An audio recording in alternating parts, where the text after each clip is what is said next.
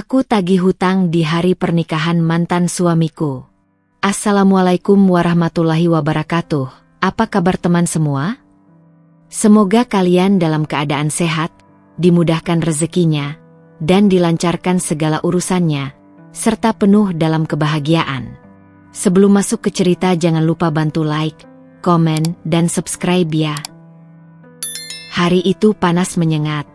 Langit kota seperti plat baja yang membara, memantulkan silau ke aspal yang nyaris meleleh. Udara terasa berat, membuat nafas serasa mengambang di tenggorokan. Di trotoar depan sebuah gedung tinggi berlapis kaca, Rani berdiri kaku, matanya lurus menatap pintu masuk yang berputar lambat. Jemarinya mencengkeram erat map coklat yang hampir usang di tangannya, seakan isinya adalah hidup dan mati. Surat perjanjian utang itu sudah lusuh di pinggirannya, tapi tulisan yang tertera di halaman pertama tetap jelas. Dimas Rahadian. Nama yang masih menggores dadanya meski sudah 5 tahun berlalu. Dimas. Lelaki yang dulu ia cintai sepenuh hati. Yang membuatnya percaya bahwa cinta bisa menyelamatkan segalanya. Yang mengucapkan janji setia sambil menggenggam tangannya di pelaminan.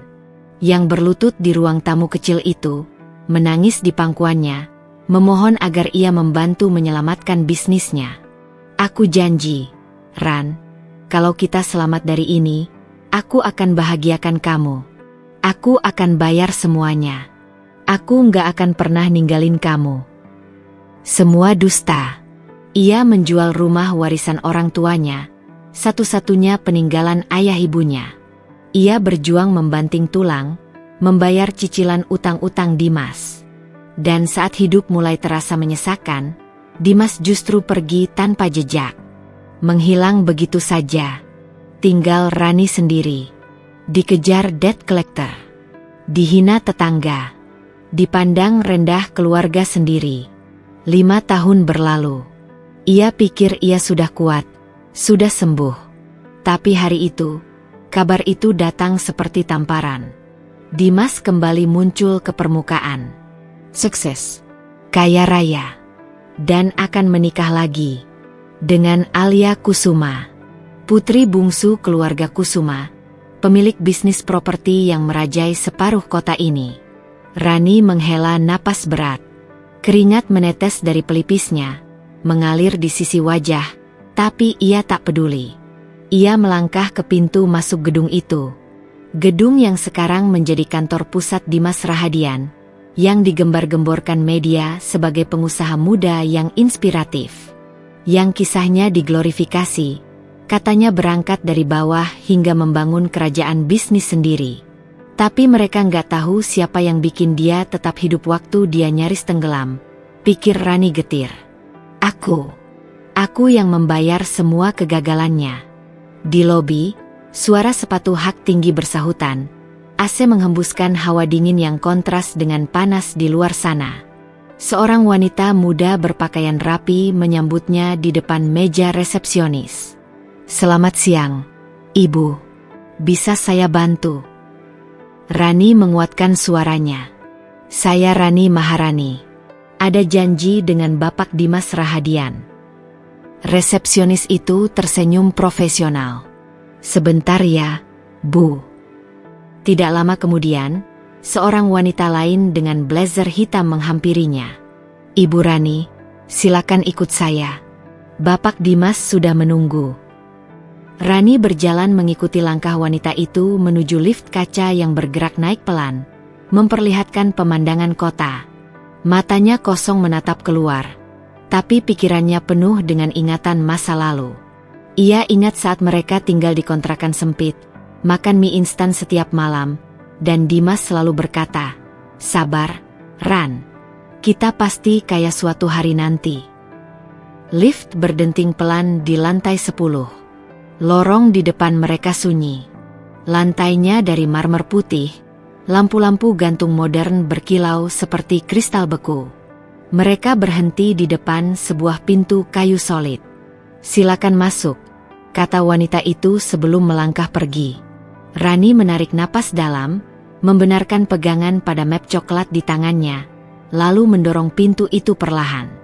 Di balik meja besar berbahan kayu jati, duduklah seorang pria. Mengenakan jas abu gelap, dasi hitam rapi melingkar di leher.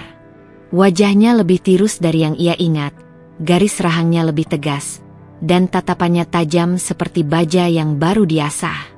Dimas Rahadian, bekas suaminya. Lelaki yang dulu ia kenal dengan senyum hangat dan tangan yang suka menggenggam erat. Kini, ia tampak asing, dingin, dan terlalu tenang. "Rani," sapa Dimas, seolah-olah nama itu ringan di lidahnya. Seolah mereka hanya bertemu setelah sekian lama, seperti dua kenalan lama yang tak sengaja bersua di jalan. "Silakan duduk." Rani menatapnya tanpa senyum. Ia menarik kursi di hadapannya dengan sedikit bunyi gesekan yang menciptakan ketegangan. Ia duduk tegak, kedua tangannya masih mencengkeram map. "Langsung saja," katanya pelan, tapi tegas. "Kita nggak perlu basa-basi." Dimas menautkan jemarinya di atas meja, matanya mengamati Rani dengan tatapan datar. "Aku kira kamu sudah melupakan semua itu." Rani terkekeh kecil. Dingin. "Utang sebesar itu? Jual rumah orang tua sendiri? Aku nggak setolol itu buat lupa, Dim." Ia menepuk pelan map coklat itu di atas meja. "Kita punya urusan yang belum selesai." Dimas menunduk, seolah berpikir, lalu menghela napas. "Aku nggak nyangka kamu masih simpan dokumen itu. Karena aku nggak lupa.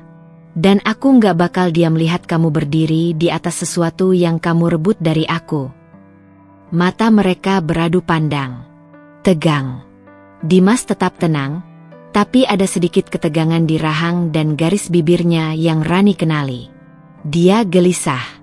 Dan itu memberi Rani sedikit kekuatan. "Aku mau hakku," lanjut Rani pelan. "Aku nggak peduli bisnis kamu sekarang gede kayak apa. Kamu bisa nikah sama siapa. Tapi kamu sukses di atas kehancuran aku, dan aku nggak akan tinggal diam." Dimas bersandar di kursinya. "Kalau aku bilang aku bisa ganti rugi sekarang, berapa yang kamu mau?"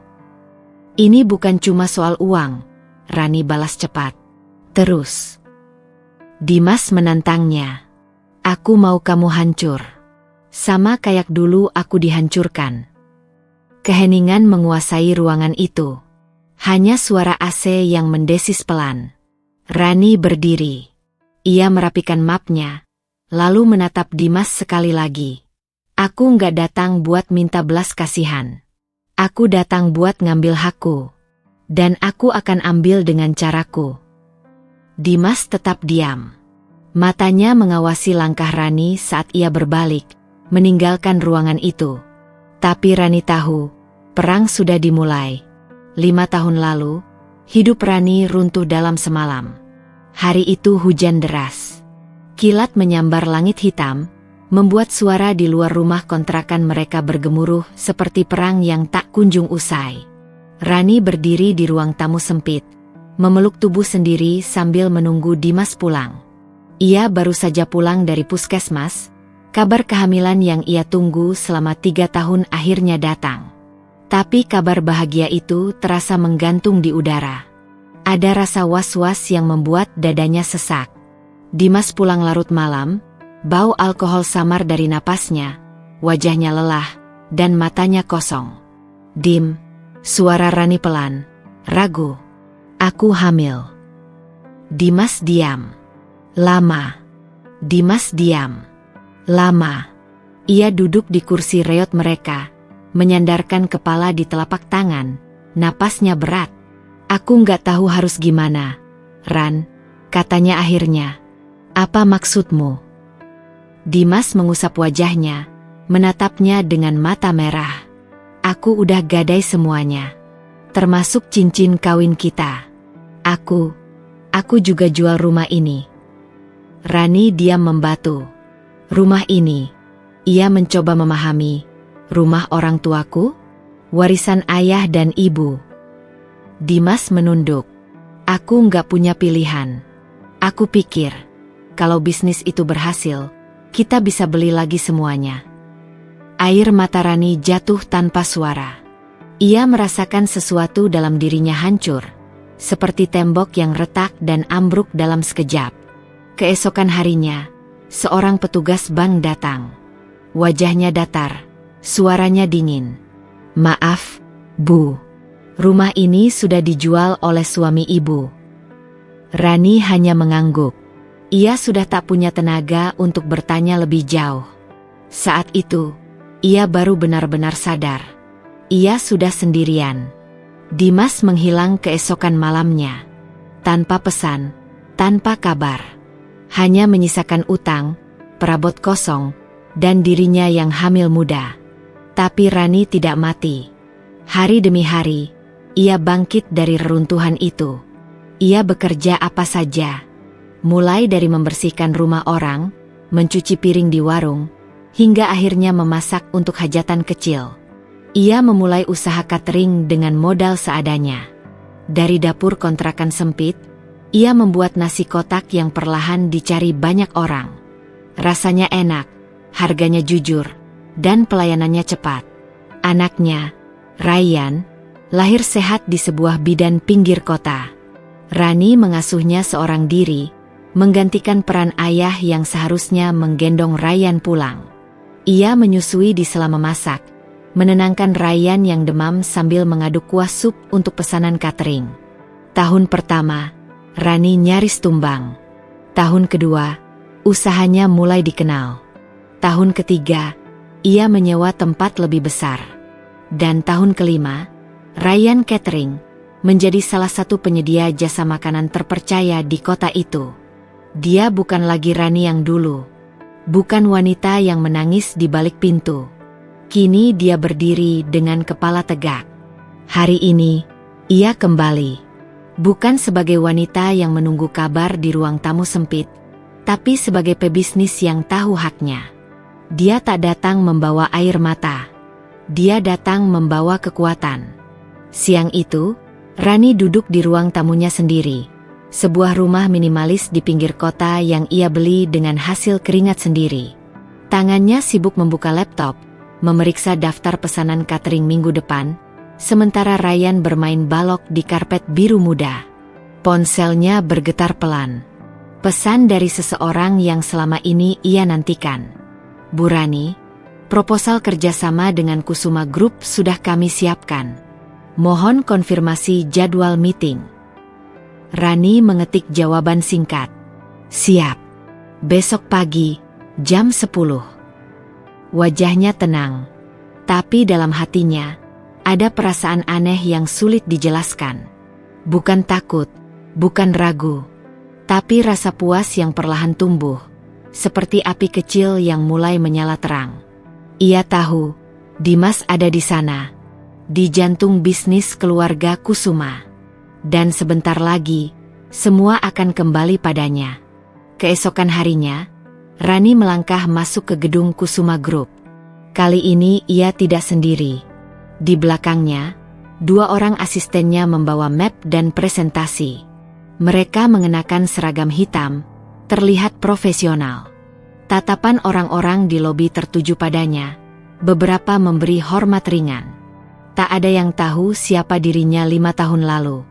Hari ini, ia adalah CEO Ryan Catering, mitra utama yang sedang dalam tahap negosiasi besar dengan Kusuma Group. Di lantai 8, ruang rapat sudah disiapkan. Rani duduk di kursi utama, membuka laptopnya, lalu menatap layar dengan tenang. Pintu ruangan terbuka. Dimas masuk. Kali ini tanpa jas abu-abunya. Ia mengenakan kemeja putih, dasi dilepas, tampak santai, seolah ruang rapat itu miliknya. Wajah mereka beradu pandang. Dimas sempat terdiam sepersekian detik. Ada sesuatu di matanya, entah kaget, entah canggung. Tapi Rani tak berkedip. "Selamat pagi," sapanya datar. "Kita mulai meetingnya sekarang." Dimas duduk perlahan. Ia tersenyum tipis, meski matanya terlihat waspada. "Senang ketemu lagi, Ran." Rani membalik halaman presentasi di depannya. Aku nggak datang buat nostalgia. Aku datang buat bisnis.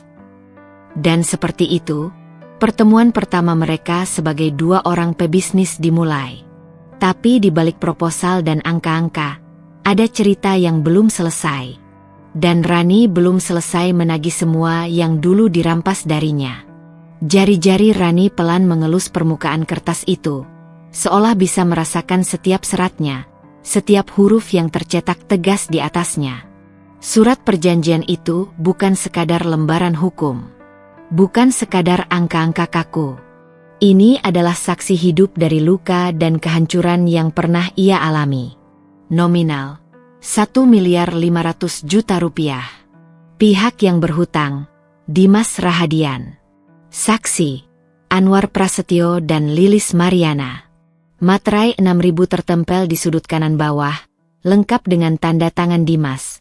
Masih sama seperti yang ia kenal, goresannya ragu di awal, lalu tegas di akhir. Rani menarik napas dalam. Ini bukan sekadar bukti di mata hukum. Ini harga dirinya yang 5 tahun lalu diinjak-injak. Dia sudah menyiapkan segalanya. Kuasa hukumnya, Pak Haris, sudah menyusun draft gugatan. Semua syarat formil lengkap. Kalau mau, minggu depan Rani bisa menyeret Dimas ke pengadilan. Nama baiknya akan hancur sebelum pesta pernikahan mewah itu digelar. Tapi Rani menahan diri. Dia ingin Dimas menatap matanya. Ia ingin lelaki itu merasakan beratnya membayar apa yang dulu ia anggap remeh. Bukan lewat surat panggilan pengadilan, bukan lewat tangan hakim, tapi langsung. Antara mereka berdua. Dia akan menikah minggu depan, ujar Maya, sahabat sekaligus manajer keuangannya, sambil menyerahkan tablet yang menampilkan berita daring. Headline besar memenuhi layar. Pengusaha muda Dimas Rahadian akan menikah dengan Putri Kusuma Group. Di bawahnya, foto prewedding mereka terpampang. Alia dalam balutan gaun putih modern, Dimas berdiri di sampingnya, tersenyum lebar. Maya mendecak pelan. Pesta di Grand Lusora Hotel. Full bouquet, katanya. Undangan pejabat, pengusaha, artis, semua bakal ada di sana. Dia menatap Rani. Serius? Kamu yakin mau datang ke situ? Bisa bikin heboh. Rani hanya tersenyum tipis. Aku nggak mau bikin rusuh, Mei. Aku cuma mau ketemu Dimas. Cuma mau ngingetin, sebelum dia janji lagi sama orang lain, dia lunasi janji lamanya. Maya menghela napas panjang, lalu mengangguk. Kalau gitu, aku siapkan semua. Malam itu, di kamarnya, Rani berdiri di depan cermin. Ia mengenakan gaun simpel warna hitam pekat. Potongannya pas di tubuhnya yang ramping, elegan, dan dingin. Dia memandangi bayangannya sendiri cukup lama. Dia teringat pertama kali bertemu Dimas, di kampus. Saat itu, Dimas adalah mahasiswa paling aktif di organisasi, penuh ambisi, dan bicara manis. Rani, si mahasiswi sederhana yang suka menulis puisi di taman belakang kampus, jatuh hati tanpa sadar. Kini, ia akan berhadapan dengan lelaki yang sama, tapi juga sangat berbeda. Di meja rias, surat perjanjian itu terselip rapi di clutch hitam kecil miliknya. Dia tak butuh banyak. Hanya satu pertemuan, satu percakapan, dan satu keputusan. Seminggu kemudian, Grand Lusora Hotel dipenuhi kemewahan.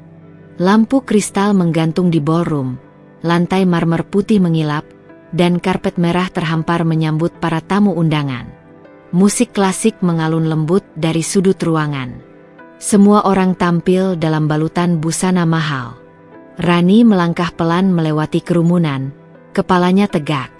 Beberapa mata memandangnya, sebagian mengenali wajahnya dari berbagai acara bisnis. Tapi tak ada yang berani bertanya siapa dia sebenarnya. Dia berhenti tepat di depan pintu ballroom utama, tempat pesta berlangsung. Selamat malam, Ibu, sapa seorang petugas, memeriksa undangan. Rani tersenyum. Saya tamu Pak Dimas. Pria itu ragu sesaat, lalu mengangguk. Silakan masuk.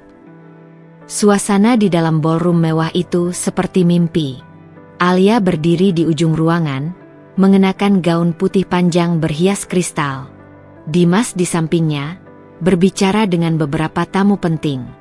Tatapan Dimas menoleh begitu saja. Dan saat ia melihat Rani, tubuhnya kaku sepersekian detik. Rani berjalan pelan ke arahnya. Dia berhenti 3 langkah dari Dimas. Selamat, Dim, ucapnya pelan tapi tegas. Dimas menelan ludah. Rani, bisa bicara sebentar? Dimas melirik sekeliling, wajahnya menegang. Ia memberi isyarat pada Alia dan tamu-tamu lain, lalu mengikuti Rani keluar ke balkon hotel.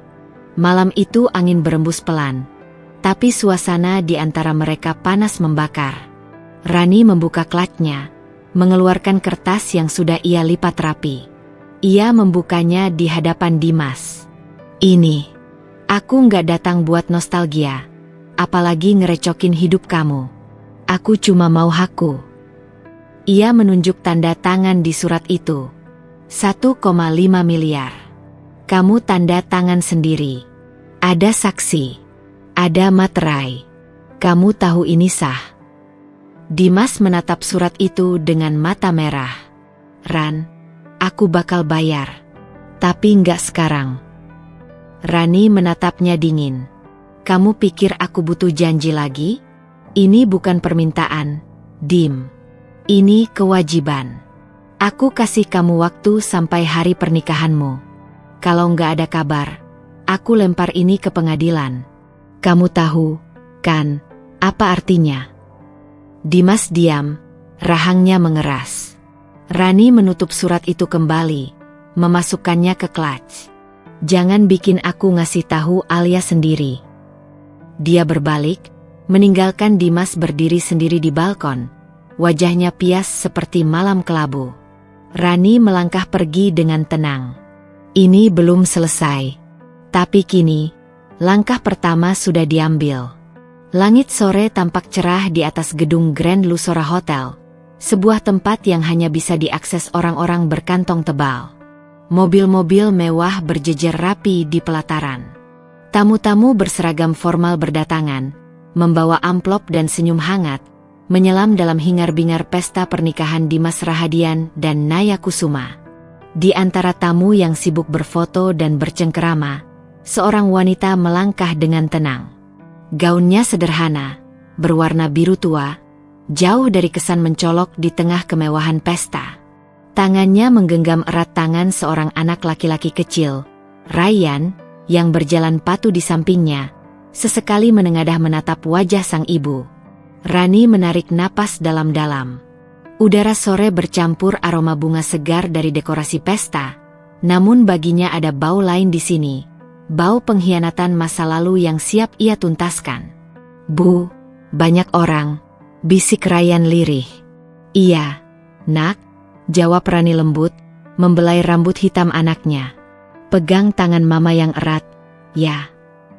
Mereka melewati pelayan yang menyajikan anggur dan kue, melewati tamu-tamu wanita yang memandang dengan tatapan mencurigai, mencoba menebak siapa mereka. Tak ada yang mengenalinya. Dunia ini sudah lama ia tinggalkan, dan ia datang kembali bukan sebagai Rani yang dulu. Ballroom itu seperti istana. Kilauan kristal dari lampu gantung menggantung indah, karpet merah terbentang, dan di ujung sana berdiri panggung kecil dengan altar putih berhias mawar.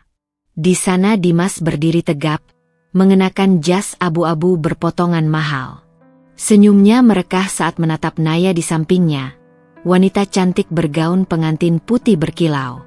Masih sama, gumam Rani, pelan namun dingin. Suasana berubah saat Rani mulai melangkah menuju altar. Tumit sepatunya memukul karpet dengan ketukan tegas. Bisik-bisik kecil mulai terdengar. Siapa itu? Undangan keluarga. Tidak seperti tamu, lihat bawa anak. Beberapa pasang mata memperhatikan mereka, lebih banyak lagi mulai memperhatikan langkah wanita itu. Ibu Ratna, Ibunda Naya, yang duduk di barisan depan, memiringkan kepala. Alisnya bertaut. Ia menoleh ke salah satu asistennya seolah bertanya siapa wanita yang tiba-tiba muncul itu. Hening itu datang perlahan, seiring langkah Rani mendekat. Hingga akhirnya, Dimas. Suara itu keras, tegas, mengiris udara pesta seperti pisau. Dimas menghentikan geraknya. Ia menoleh, perlahan, matanya melebar. Wajahnya yang tadi penuh kebahagiaan, kini seperti kertas yang dilunturkan hujan. Naya, di sampingnya, menyipitkan mata, heran dan mulai gelisah. Semua kepala menoleh ke arah suara. Semua mata kini tertuju pada wanita bergaun sederhana itu, yang berdiri dengan gagah, membawa kertas di tangannya, dan anak lelaki di sampingnya. Rani berdiri tegak. Ia mengangkat map coklat itu tinggi-tinggi. Tatapannya menusuk Dimas. Langit-langit ballroom terasa menekan. Bahkan musik yang dimainkan orkestra perlahan terhenti. "Aku datang bukan untuk mengganggu pesta kalian," katanya. Suaranya menggema di seluruh ruangan. "Aku datang untuk menagih janji lama." Sesaat setelah kata-kata itu meluncur, ruang pesta seperti membeku. Tak ada suara, hanya detik jam yang terus berjalan, lambat. Dimas berdiri diam, wajahnya kehilangan semua warna. Naya menoleh padanya, tatapan mata yang semula hangat berubah jadi keraguan yang tajam. "Dim, siapa dia?" bisik Naya pelan, meski suaranya terdengar jelas di telinga tamu terdekat. Rani melangkah lebih maju. Kertas itu kini jelas terlihat, lengkap dengan tanda tangan dan cap resmi. "Namaku Rani. 5 tahun lalu, aku adalah istri sah Dimas Rahadian." Suaranya lantang, namun tenang, seolah sudah ia latih berkali-kali dalam pikirannya. Naya menatap Rani, lalu menatap Dimas. "Bohong," ucap Dimas pelan, mencoba menggeleng, namun suaranya tak meyakinkan, bahkan untuk dirinya sendiri. "Aku nggak pernah." "Tidak pernah menikah," potong Rani, matanya menusuk tajam. "Lalu siapa aku? Siapa anak ini?" Ia menunduk, menepuk bahu Rayyan yang berdiri bingung, namun tetap diam. Naya mundur selangkah. Ia menggeleng perlahan. "Kamu bohong. Kamu bilang kamu nggak pernah menikah." Suaranya gemetar. "Bilang semua ini cuma fitnah." "Sekarang, Dimas." Ibu Ratna ikut berdiri. Langkahnya penuh wibawa, meski wajahnya menegang. "Kami keluarga terhormat, Dimas," bisiknya dingin. "Jelaskan." Dimas membuka mulutnya lagi, namun lidahnya seperti beku. Ia akhirnya berkata pelan, "Aku bisa jelasin nanti, setelah acara." Rani mendengus pelan. Ia melangkah lebih dekat ke altar. "Setelah acara? Setelah kau resmikan kebohongan ini?" "Tidak. Kau harus selesaikan sekarang." Ia mengacungkan surat utang itu. "Kau berutang 1,5 miliar padaku. Uang yang kau pakai untuk usahamu yang sekarang kau banggakan di media. Uang yang berasal dari rumah orang tuaku, dari warisan keluargaku. Dan kau pergi tanpa kabar, bahkan saat anakmu lahir." Tamu-tamu mulai ribut. Beberapa langsung mengambil ponsel, merekam kejadian. Suara desahan kaget, gumaman, dan bisik-bisik makin ramai. "Dia punya anak. 5 tahun lalu, katanya dia bangkrut. Skandal di acara pernikahan mewah begini." Naya terdiam, lalu perlahan mengusap air matanya yang jatuh. Ia menatap ibunya, lalu berkata lirih, "Aku nggak mau nikah, Bu. Aku nggak mau." Tanpa menunggu persetujuan, Naya melepas cincin pertunangannya, melemparkannya ke lantai dengan dentingan yang menggema. Ia berbalik, berjalan cepat pergi, diikuti 2 bridesmaid yang panik mengejar. Ibu Ratna berdiri tegak. Ia menatap Dimas dengan jijik. "Keluarga kami tidak butuh aib seperti ini," katanya tajam. "Kamu memalukan." Setelah itu, ia pun menyusul putrinya. Dimas menatap kosong ke depan, tubuhnya bergoyang seperti pohon tertiup badai. Ia menatap Rani, berusaha mencari kata-kata. "Rani, maafin aku." Rani tidak menatapnya dengan belas kasih. Ia bukan wanita yang ia tinggalkan dulu. Bayar. Hari ini. Atau besok, pengacara dan polisi yang akan bicara. Ryan menatap ayahnya. Anak itu diam saja, lalu bertanya lirih, "Itu papa?" Rani mengangguk pelan. "Dulu," jawabnya pendek. Tanpa banyak kata, Rani menggandeng tangan anaknya, berjalan tenang keluar dari ballroom. Setiap langkahnya adalah akhir dari cerita lama, dan awal dari bab baru yang lebih keras. Dimas tetap berdiri di sana. Para tamu meninggalkannya satu persatu. Panggung megah itu sekarang kosong, penuh bunga yang layu dalam kemewahan yang sia-sia. Ibu Ratna menatap lembaran surat itu seolah-olah memegang sesuatu yang kotor. Jarinya yang berbalut cincin berlian tampak gemetar, sementara matanya mengikuti setiap kata yang tertulis rapi di sana. Materai merah, tanda tangan basah, stempel notaris. Lengkap. Tak ada celah. "Ini, tanda tangan kamu, Mas?" Suara Naya bergetar, lirih. Tatapannya pada Dimas berubah dari cinta menjadi kecurigaan yang mendalam. Matanya yang sebelumnya berbinar kini redup, mengeras. Dimas terdiam. Napasnya memburu. Sekali lagi, ia mencoba mencari alasan, kata-kata yang bisa menyelamatkannya dari pandangan tajam semua orang di ruangan itu. Tapi tak ada. Itu urusan lama, ucap Dimas pelan. Suaranya seperti angin yang kehilangan arah. Rani menghela napas pelan. Ia melangkah maju. Tumit sepatunya berbunyi jelas di lantai marmer ballroom itu. "Urusan lama?" ulangnya, kali ini dengan nada yang penuh penekanan. "Hutang 1,5 miliar yang membiayai bisnis kamu, yang sekarang kamu banggakan di depan semua orang ini? Itu urusan lama? Uang itu dari rumah orang tuaku. Rumah yang aku jual untuk menolong kamu waktu kita masih menikah." Suara Rani terdengar semakin tegas. Tidak ada getaran emosi yang memperlihatkan kelemahan. Ia bukan lagi perempuan yang dulu ditinggalkan Dimas tanpa penjelasan, sambil menggadaikan semua harapan. Dimas menunduk, wajahnya memerah lalu memucat silih berganti. Tangannya gemetar, dan ia mengusap wajahnya kasar. Aku nggak punya pilihan waktu itu, Ran. Usahaku hampir bangkrut. Dan apa yang kau lakukan setelah itu? Rani tak membiarkannya melanjutkan. Kau kabur. Kau tinggal aku, yang sedang hamil besar, dengan hutang menumpuk, tanpa rumah, tanpa sepeser uang. 5 tahun kau hilang. Lalu tiba-tiba muncul di televisi sebagai pebisnis sukses. Dapat proyek besar dari pemerintah. Berita tentang betapa cerdas dan pekerja kerasnya Dimas Rahadian. Ia menggeleng perlahan, matanya memanas tapi suaranya tetap dingin. Padahal modal pertama bisnis barumu, itu dari aku. Ibu Ratna menarik napas tajam. Jadi benar? Tanyanya pelan pada Dimas. Kamu membangun semua ini dengan hutang yang belum kau bayar. Dimas mengangkat tangannya, mencoba menenangkan ibunya. Ibu, saya bisa jelaskan. Tidak ada yang perlu dijelaskan.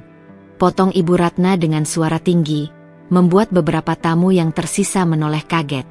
Ia menatap Dimas seperti melihat seorang asing. Kamu pikir keluarga kami mau terlibat dengan aib macam ini? Ini pembohongan publik. Naya menatap ibunya dengan tatapan hancur, lalu kembali menatap Dimas. Kenapa kamu nggak pernah cerita, Mas? Bahkan waktu aku tanya tentang mantan istri, tentang masa lalu kamu. Ia menelan ludah, lalu berkata pelan. Kamu bilang, kamu ditinggal pergi. Kamu yang jadi korban. Rani tertawa pendek.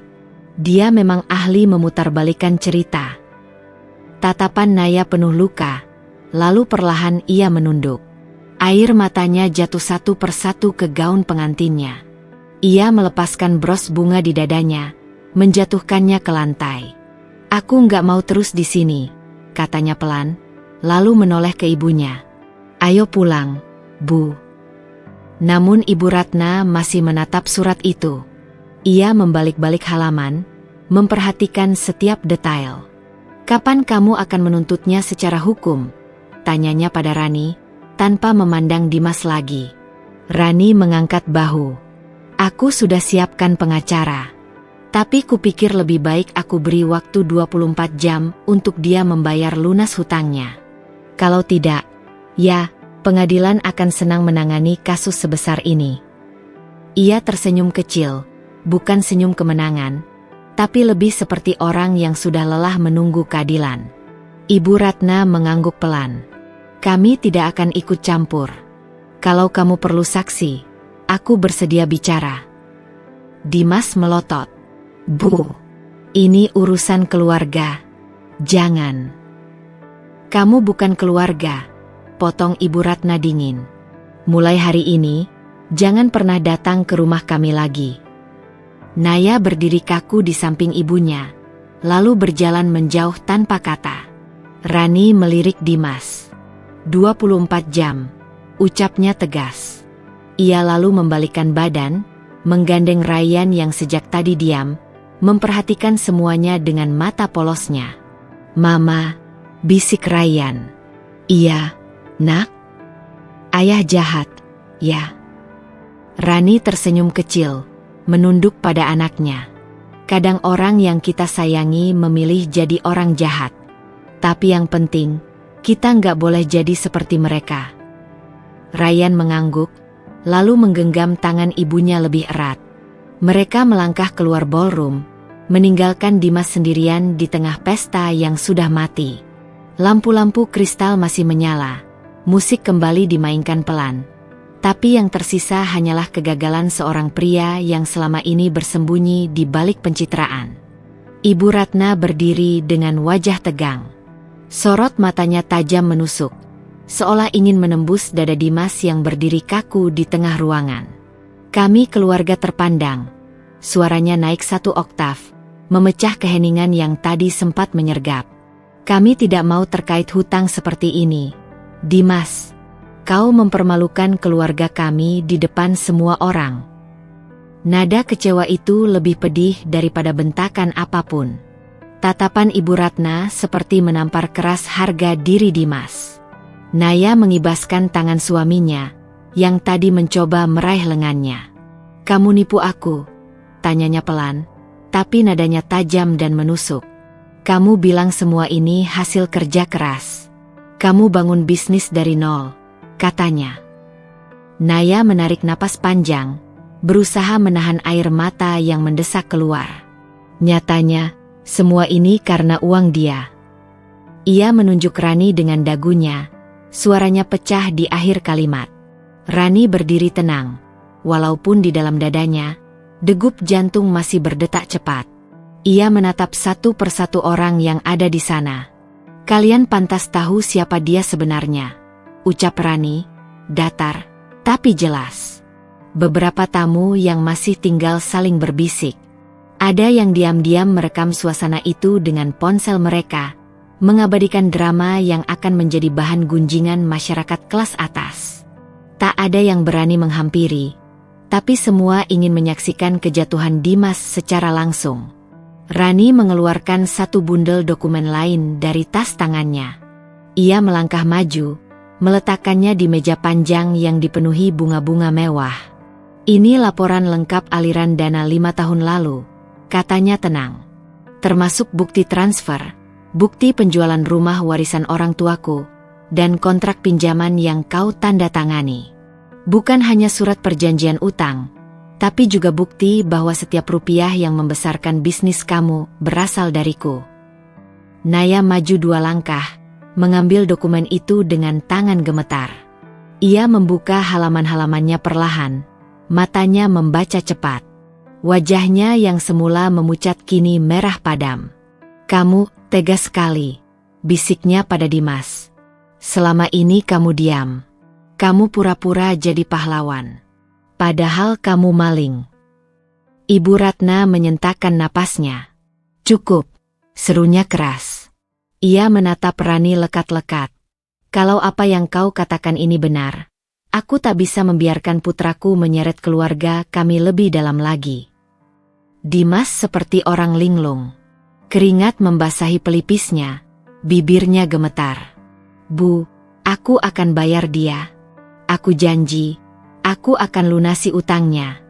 Tapi jangan begini caranya. Jangan rusak semuanya di depan orang banyak. Tapi Ibu Ratna sudah melangkah menjauh. Ia meraih tangan Naya, menariknya pelan. Kita selesai di sini, ucapnya singkat. Naya masih diam di tempat, menatap Dimas untuk terakhir kalinya.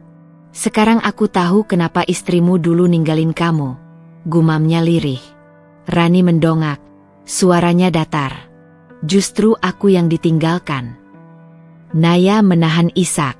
Ia mengangguk kecil pada Rani, lalu berbalik pergi bersama ibunya. Dimas kini benar-benar sendirian di tengah ballroom yang semakin kosong. Beberapa tamu mulai bubar pelan-pelan, beberapa lainnya tetap berdiri di sudut ruangan, pura-pura sibuk dengan ponsel mereka, padahal semua mata tetap mengarah padanya. Rani mengambil napas panjang. Ia mendekat, menatap Dimas dengan mata yang tak lagi menyimpan dendam, tapi juga tanpa ampun. 24 jam, katanya tegas. Atau besok pagi pengacara akan serahkan berkas ini ke kejaksaan. Dimas mengangguk kecil, pandangannya kosong. Ran, aku. Rani mengangkat tangannya, menghentikannya bicara. Aku nggak butuh maaf. Aku butuh tanggung jawab. Di luar hotel, udara malam terasa lebih sejuk. Ryan memegang tangan Rani erat-erat. Mama hebat, ucap bocah itu polos. Rani menoleh, tersenyum tipis. Mama cuma melakukan apa yang harus Mama lakukan. Mereka berjalan ke mobil, diantar pandangan beberapa wartawan yang mulai berdatangan. Beberapa kamera sudah diarahkan pada mereka, dan 1-2 lampu blitz menyala terang. Rani menghela napas. Ia tahu setelah ini hidupnya tidak akan sama lagi. Tapi setidaknya, kali ini dia berdiri di atas kakinya sendiri. Dan dia siap menghadapi apapun yang akan datang setelah ini. Naya menghempaskan bunga pengantin yang tadi digenggamnya erat. Mawar putih itu mencabik udara sebelum mendarat tepat di wajah Dimas. Kelopaknya beterbangan ke lantai marmer yang mengilap. Kamu penipu, jerit Naya dengan suara nyaring. Hingga semua orang di ruangan itu terdiam. Keluargaku mau batalkan pernikahan ini sekarang juga. Tangannya gemetar menahan amarah, sementara gaun putihnya yang mahal kini tampak tak berarti sama sekali. Di belakangnya, Ibu Ratna berdiri kokoh, tatapannya menusuk seperti bilah pisau yang sudah siap mengiris. Keluarga kami tidak mau aib seperti ini menempel di nama besar kami. Suara Ibu Ratna tak kalah keras. Telunjuknya terarah pada Dimas, seolah mengusirnya dari altar yang baru saja dihias dengan indah. Pergi dari sini sebelum kami seret kau keluar, desisnya, dingin. Dimas tersungkur. Lututnya jatuh menghantam lantai keras tanpa ia pedulikan. Tangannya terulur ke arah Rani yang masih berdiri tegak dengan ekspresi tanpa belas kasihan. Rani, tolong jangan hancurkan aku. Suaranya serak, putus asa. Namun, tatapan Rani tak goyah sedikit pun. Ia menarik napas pelan, lalu menunduk memandang Dimas yang dulu pernah membuatnya remuk redam. Kau yang menghancurkan dirimu sendiri, Dimas, jawab Rani pelan, namun tegas. Aku hanya menunjukkan siapa dirimu sebenarnya. Suasana di ballroom itu makin kacau. Beberapa tamu sudah keluar sambil berbisik-bisik. Ada yang sengaja melambatkan langkah supaya bisa merekam lebih banyak momen memalukan ini. Kamera ponsel merekam tiap detik drama yang terjadi di pesta pernikahan yang kini berubah menjadi panggung kehancuran.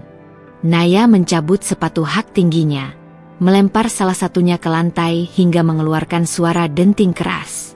Kau pikir aku mau jadi istri penipu seperti kamu? Kau pikir aku butuh uang dari hasil tipu daya? Ia menggeleng cepat, matanya memerah. Kau bukan siapa-siapa tanpa uang perempuan itu, katanya sinis, menatap Dimas seperti melihat sesuatu yang kotor. Ibu Ratna menepuk bahu putrinya, kemudian menoleh pada Rani. Saya tidak akan pernah lupa wajahmu. Kau telah menyelamatkan keluarga kami dari aib lebih dalam, ucapnya pelan. Walau suaranya lembut, jelas ia bukan orang yang mudah melupakan atau memaafkan. Rani hanya mengangguk kecil. Ia tidak butuh pujian, apalagi rasa hormat dari mereka. Yang ia mau hanya keadilan. Dan hari ini ia mendapatkannya. Dimas masih terduduk lemah di lantai ballroom yang makin kosong. Tangannya mencengkeram ujung celana jasnya. Napasnya tersengal seperti orang yang hampir tenggelam. Rani, aku benar-benar butuh bantuanmu. Aku nggak punya siapa-siapa lagi, lirihnya. Rani melangkah pelan mendekat. Ia berjongkok, namun tidak untuk menolong Dimas berdiri. Aku sudah nolong kamu, 5 tahun lalu. Suaranya rendah, namun syarat ketegasan. Kamu yang memilih pergi setelah aku menjual rumah orang tuaku, setelah aku kehilangan semua. Jangan pernah pikir aku akan jatuh kasihan lagi. Anak lelaki Rani, Ryan, menarik ujung gaunnya. Mama, ayo pulang, ucapnya pelan, polos tapi kuat. Rani tersenyum tipis. Ia berdiri kembali, menggenggam tangan Ryan. Sudah saatnya kita pulang, katanya pada putranya, tanpa menoleh lagi pada Dimas. Di pelataran hotel, suara klakson mobil dan riuh rendah tamu yang bubar memenuhi udara malam. Rani berjalan tenang menuju mobil sederhana yang terparkir di sudut. Sopir pribadinya membukakan pintu, dan Ryan segera masuk. Saat Rani akan masuk, seorang pria bersetelan abu-abu menghampirinya. Bu Rani, saya Tony dari media nasional. Boleh kami wawancara sebentar? Tanyanya sopan. Di belakangnya, sudah ada 2 kamera menyala, merekam dari jauh. Rani menatapnya tenang. Tidak ada komentar, jawabnya singkat. Ia masuk ke mobil, menutup pintu perlahan. Mobil melaju pelan, meninggalkan kerumunan wartawan yang mulai bertambah banyak. Di dalam mobil, Ryan bersandar di bahunya. Mama sedih? Tanyanya pelan. Rani mengusap rambut anak itu lembut. Enggak. Mama lega, bisiknya. Sementara itu, di dalam hotel, Dimas masih duduk sendiri. Teleponnya berdering berkali-kali. Dari rekan bisnis, dari bank, dari media. Semua sama, ingin tahu kebenaran, atau menuntut penjelasan. Ponselnya akhirnya ia lempar jauh, pecah menghantam dinding. Hancur. Itulah hidup Dimas sekarang. Dan dia sadar, semua dimulai dari hari ia memilih meninggalkan wanita yang paling mencintainya. Rani berdiri di hadapan Dimas, tegak tanpa gentar. Tatapannya tajam seperti pisau yang siap membelah 2 lapisan topeng yang selama ini Dimas pakai di depan semua orang. Aku tidak menghancurkan kamu, kata Rani dingin, nadanya seperti vonis yang sudah final. Kamu sendiri yang menghancurkan hidupmu. Dimas tersungkur di lantai marmer ballroom, keringat dingin membasahi pelipisnya. Ia meraih tangan Rani dengan kedua telapak yang bergetar. Rani, beri aku waktu. Jangan begini, semua orang lihat. Aku malu. Rani tidak bergeming. Ia justru memberikan isyarat pada Pak Amir, pengacaranya, yang sejak tadi berdiri dengan tenang di belakang. Pria itu maju sambil menyerahkan secarik map hitam. Di dalamnya ada formulir kuasa transfer, lengkap dengan rekening Rani, surat perjanjian tambahan, dan surat pernyataan pembayaran yang sudah disiapkan. Kita selesaikan sekarang, kata Rani. Aku tahu kamu tidak bisa transfer 1,5 miliar lewat ponsel. Kita ke bank. Sekarang. Dimas menunduk, Mulutnya megap-megap mencari alasan, tapi tidak ada kata yang keluar. Naya, yang masih berdiri di sisi ballroom, melipat tangan di dadanya. Wajahnya masam, jijik bercampur murka. Lebih cepat lebih baik, gumam Naya sinis. Aku mau ini selesai sebelum semua media gosip keburu datang. Setengah jam kemudian, Dimas, Rani, Rayyan, dan Pak Amir sudah berada di ruang prioritas sebuah bank swasta di pusat kota. Ruangan itu mewah, penuh ornamen kayu jati, karpet tebal, dan sofa empuk.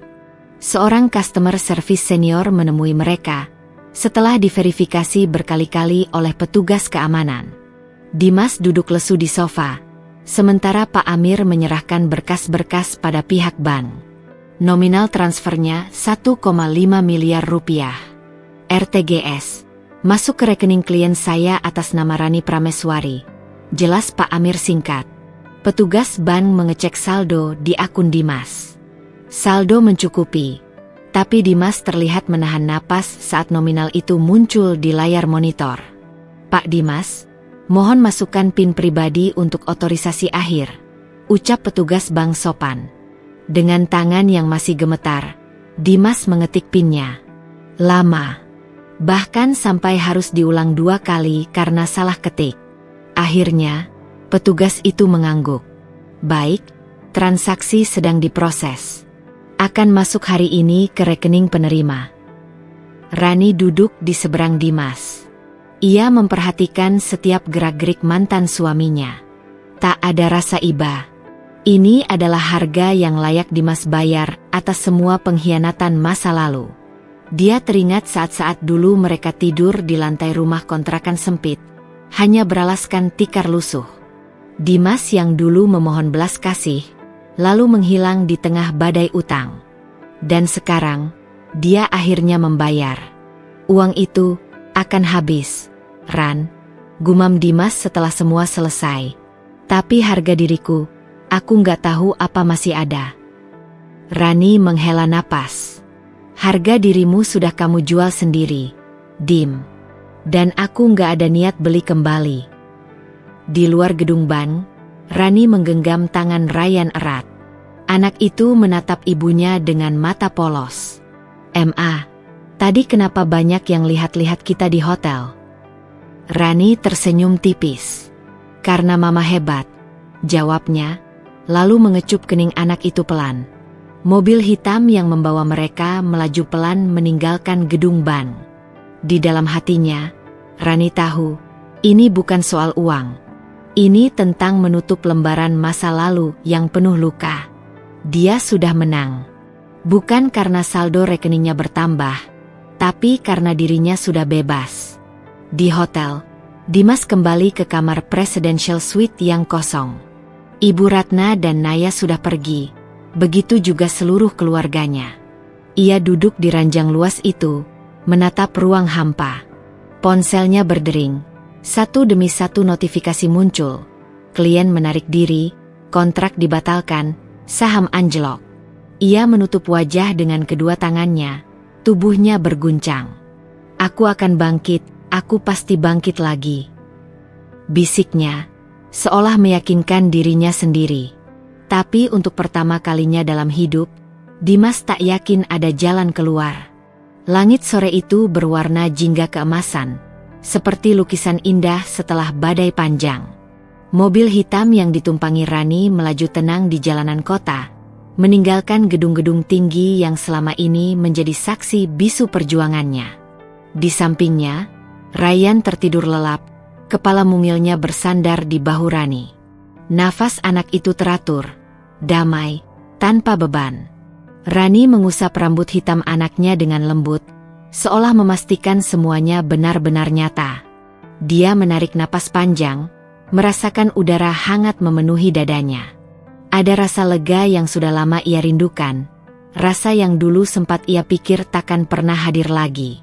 Mobil berhenti di depan rumah sederhana tapi hangat.